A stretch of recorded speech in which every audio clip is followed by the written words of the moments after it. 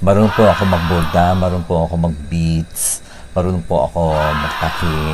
So, pero frustrated po ako maging fashion designer. Pero, I'm a former stylist naman.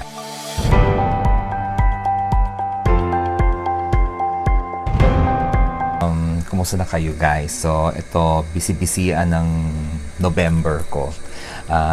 Kasi nag-decide ako gumawa ng bagong damit ni Santo Niño. Hindi ba, pumunta ako sa old house. Kinuha ko yung mga santo doon, including Santo Niño. So, ito na po siya ngayon. Nakahubad. Pasensya na. Kasi tinanggal ko yung damit niya. Kasi gusto ko gumawa ng bagong damit na sarili kong gawa. So, ito yung old niya na damit, guys. Yeah. At gusto ko rin gumawa ng bago niyang piluka. Hindi ko alam kung anong materials to ginamit nila. Pero subukan ko gumawa ng bagong piluka ni Santo Niño. Yan, masaya po ako. So, ilang araw na rin ako nagbuburda. Marunong po ako magburda. Dahil isa sa mga talent talagang gumawa ng magburda. Kasi ito din yung parang meditation ko guys. Ito na siya na yun. Diba? Kung napansin niyo yung sa old, yung mga common na mga design, di ba? Ganito. Di ba pantay? Pantay yung kailangan, pantay po. Yung kung meron sa flower, meron ditong flower. Ganito.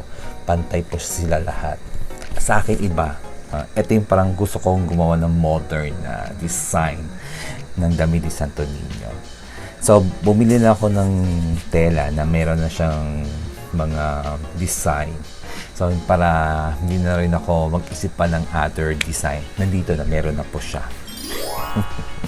So, anyway, tingin ninyo okay na ba po yung design ko? So, wala akong pakialam kung hindi papasa sa mga taste ninyo. Ito talaga yung design gusto ko eh. Ganito. So, in a few days, makikita na ninyo yung final result ng pagboborda ko, pag-beads ko. Yan, nilagay ko na yung pearl and then yung gold sa kanya. So, yun lang. So, wala na akong nilalagay ng ibang kulay, kundi gold and yellow, gold. Kasi yun talaga yung kulay ni Santo Niño, di ba? Traditionally, yung kulay, pula talaga siya.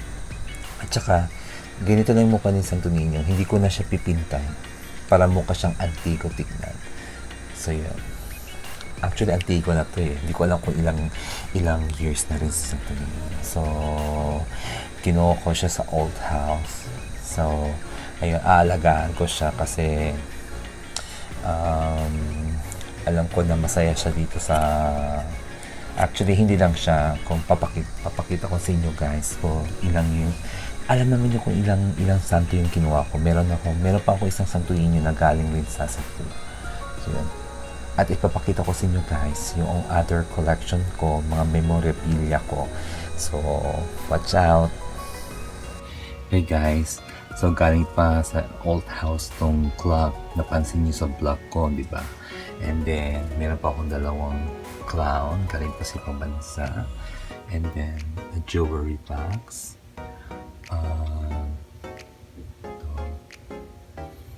Baso ko and my purse drawing. Okay, nag-aaral po ako ng interior design. Yan. And crown. So, paniniwala nila sa yung crown is symbol of authority and power. Si Catriona Gray. And si Alden.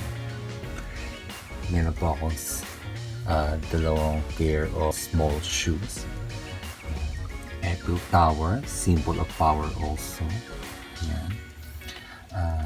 Tsaka itong dalawa kong collection limb. Yan.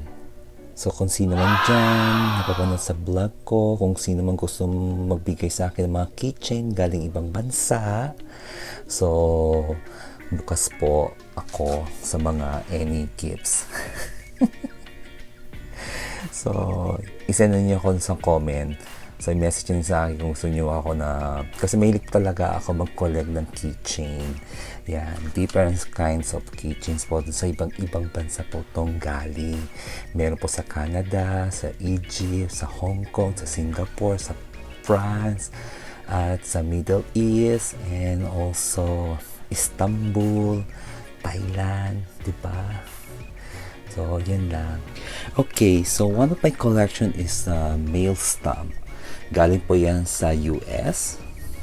And also this, alam niyo ba kung ano ito? Alam niyo kung ano to, guys?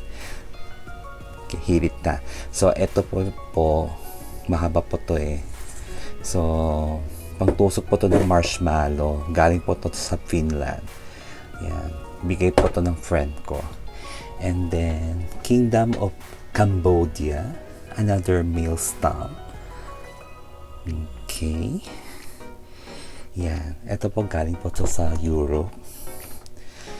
Ito, frame ko to, binili ko. Okay, so meron po ako dalawang tapestry.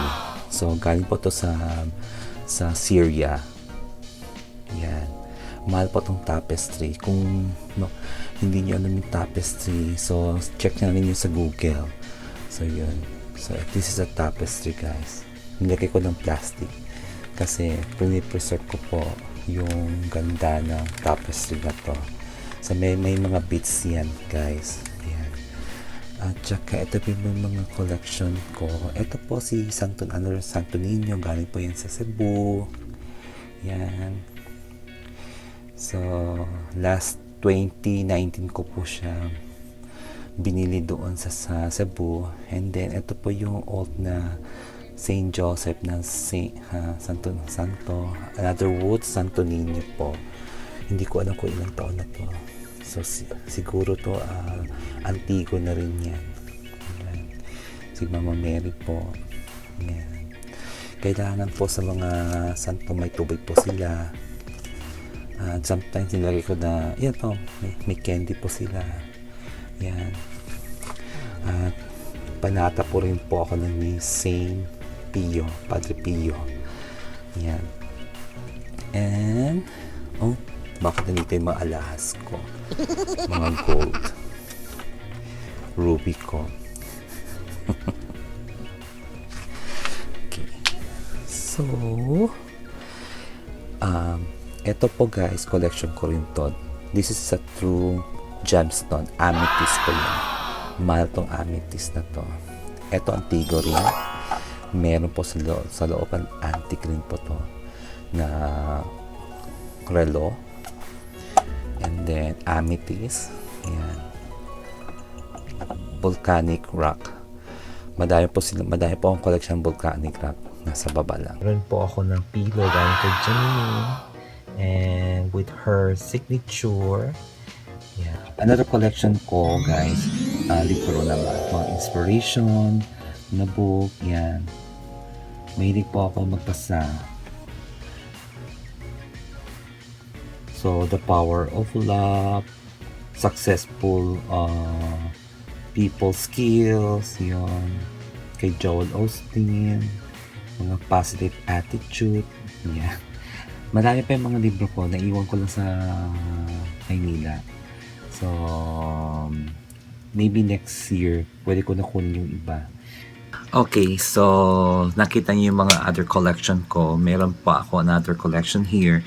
This is a local collection, guys. So, ito from Baguio, Tagaytay, and I have also from Bohol, Baler, and yung friend ko rin po galing ng